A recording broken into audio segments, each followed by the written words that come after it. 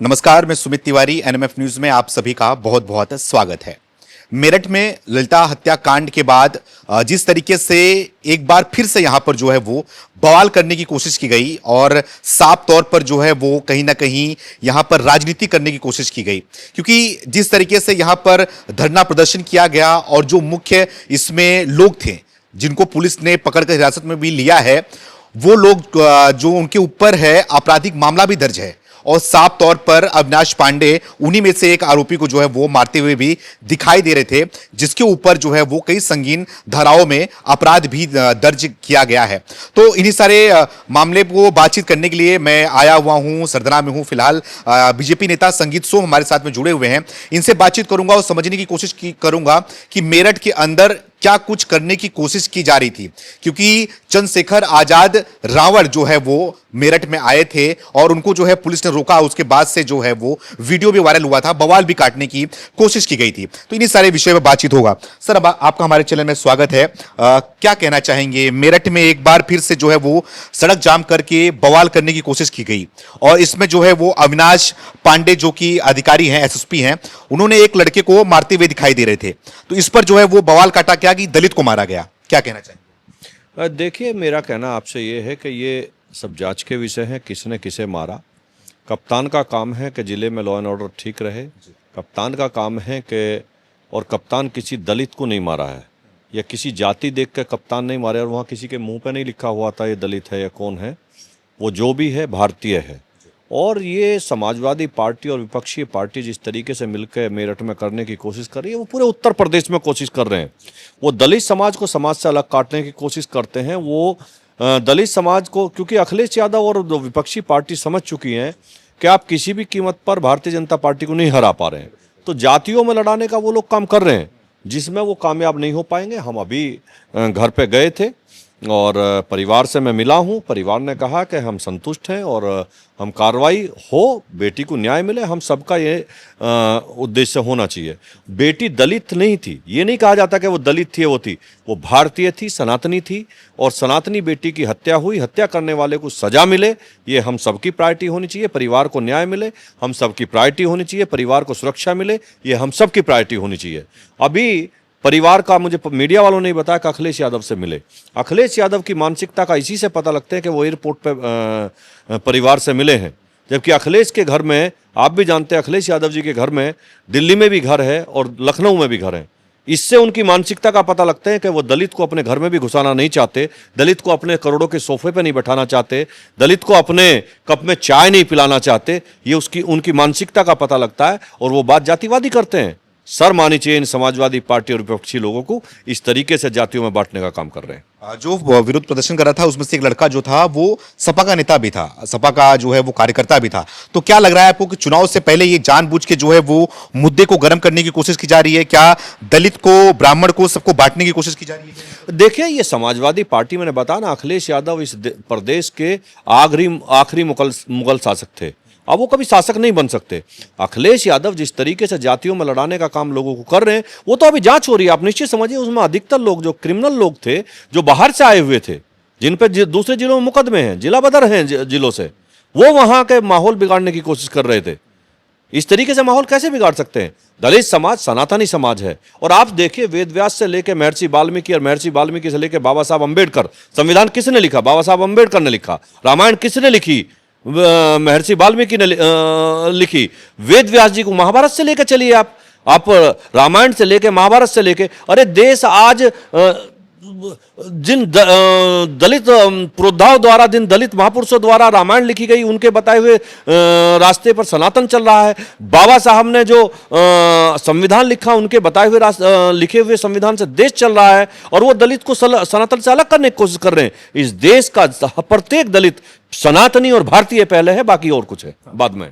आप क्या कहना चाहेंगे कि जिस तरीके से लॉ एंड ऑर्डर को अविनाश पांडे जी ने, एसएसपी ने संभाला, उसके बारे में क्या कुछ कहना चाहोगे? क्या आप उनको समर्थन करते हो कि जिस तरीके से उन्होंने संभाला और संभालने के लिए उनको कुछ कार्रवाई भी करनी पड़ी, क्या इसका आप समर्थन करते हो? देखिए, मैं इस बात का समर्थन नहीं करूंगा कि दलित बेटी के जो परिवार वाले थे या कोई और थे उन्हें पीटा जाए, लेकिन अगर बदमाशों को पीटा गया, गुंडों को पीटा गया, तो कप्तान ने कौन सा गलत काम किया है भाई? परिवार के लोगों के साथ अच्छा व्यवहार हो, उन्हें न्याय मिले, ये पुलिस प्रशासन की और हम सबकी जिम्मेदारी बनती है।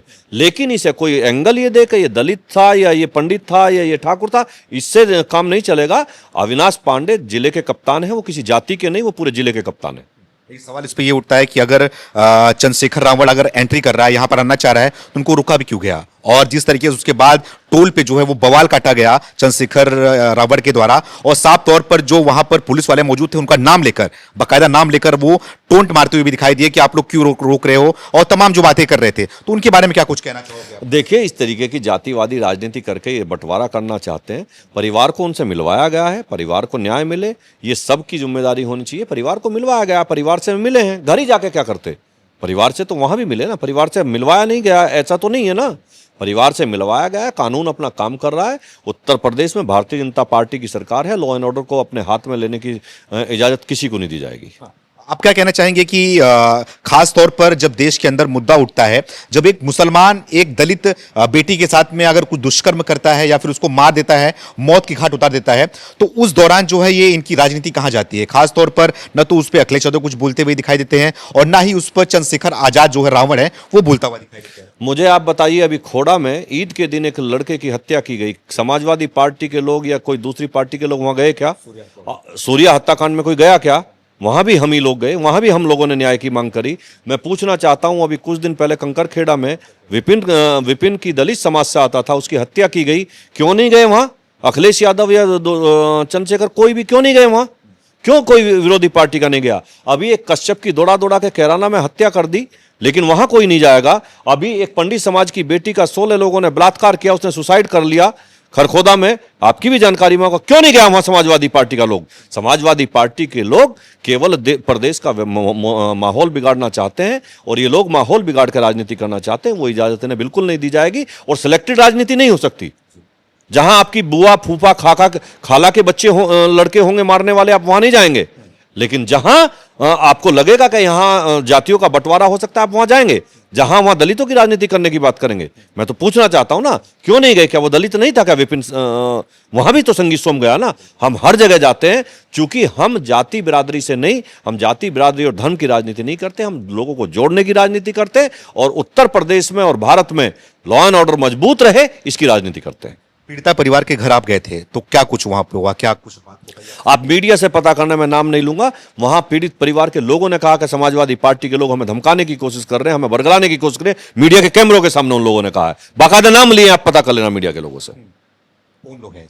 आप पता कर, समाजवादी पार्टी के लोगों के नाम लिए, वहां बाकायदा नाम लिए परिवार के लोगों ने, मैं पूरी पब्लिक के सामने नाम लिए। आप नाम बता सकते हैं? अब वो आप मीडिया के लोगों से पूछिए। आपने बताना। समाजवादी पार्टी के लोग थे, मैं उनका नाम नहीं लेना चाहता है। क्या कहना चाहेंगे? अब जो है वो विधानसभा का चुनाव भी नजदीक आ रहा है, और लगातार योगी आदित्यनाथ को हम देख रहे हैं कि लगातार वो हर विधानसभा में जा रहे हैं, और वहां पर जो है वो कुछ लोकान पर शिलान्यास और तमाम जो है वो पैसे का बंटवारा भी कर रहे हैं, दे भी रहे हैं, और काम भी गिनवा रहे हैं वहां से। तो आप क्या कहना चाहोगे कि इस बार विधानसभा में क्या कुछ आपको होता हुआ दिखाई दे रहा है खासतौर पर, और अखिलेश यादव को कहां देख रहे हैं?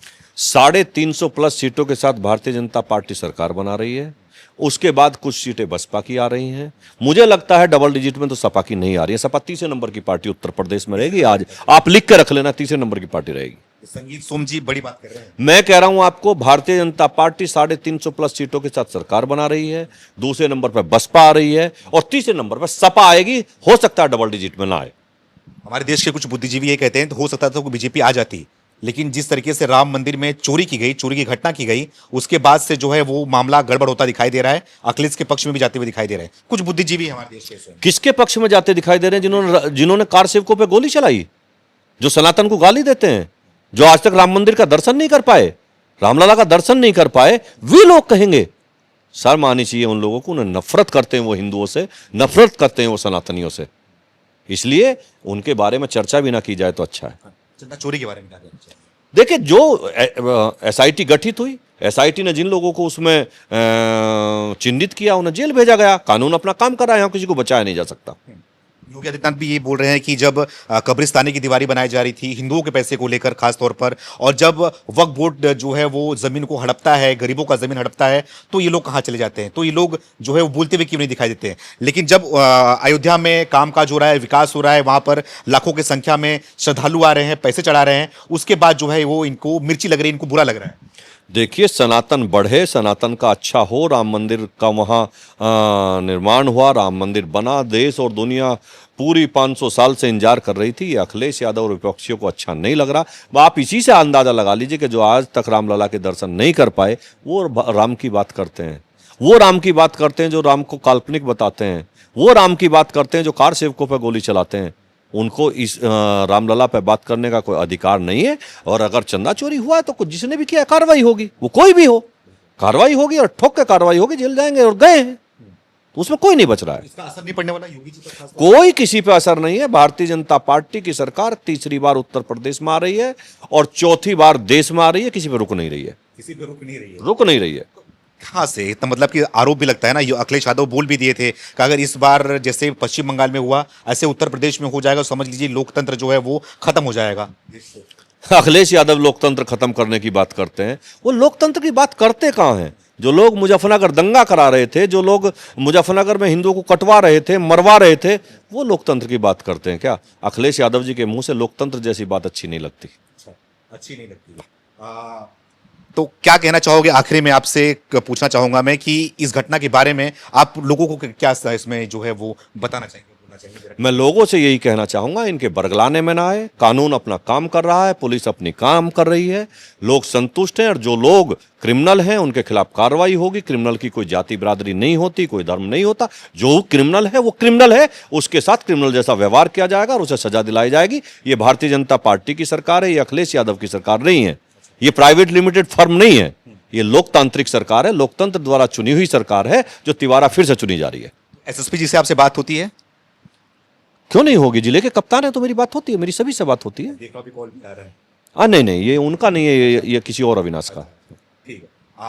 तो हमारे साथ में मौजूद थे बीजेपी के नेता हैं संगीत सोम जी थे, और बेबाकी से अपनी बातों को रखने के लिए जाने जाते हैं, खुलकर जो है वो बातों को रखते हैं और बोलते हैं। और मेरठ में जब घटना हुई है तो इनसे हमने बातचीत किया और समझने की कोशिश करी कि जिस तरीके से मेरठ में ये कुछ कांड किया जा रहा है, बवाल किया जा रहा है, इसके बारे में इनका क्या कहना है, इनकी राय को हमने आप तक रखी। आप भी अपने राय को कमेंट करके हमें जरूर बताएं। बहुत बहुत धन्यवाद।